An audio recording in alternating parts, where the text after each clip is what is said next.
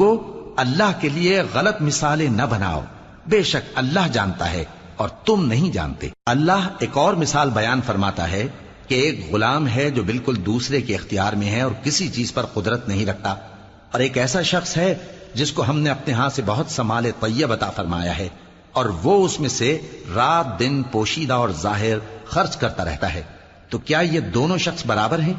ہرگز نہیں، الحمدللہ، لیکن ان میں سے اکثر لوگ نہیں سمجھ رکھتے۔ اور اللہ ایک اور مثال بیان فرماتا ہے کہ دو آدمی ہیں، ایک ان میں سے گونگا اور کسی کا غلام ہے بے اختیار و ناتواں کہ کسی چیز پر قدرت نہیں رکھتا اور اپنے مالک کو دوبھر ہو رہا ہے، وہ جہاں اسے بھیجتا ہے کبھی اچھی خبر نہیں لاتا۔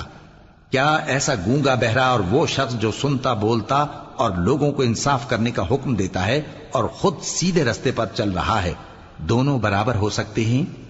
اور آسمانوں اور زمین کا بھید اللہ ہی کے پاس ہے، اور اللہ کے نزدیک قیامت کا آنا یوں ہے جیسے آنکھ کا جھپکنا، بلکہ اس سے بھی جلتر۔ کچھ شک نہیں کہ اللہ ہر چیز پر قادر ہے۔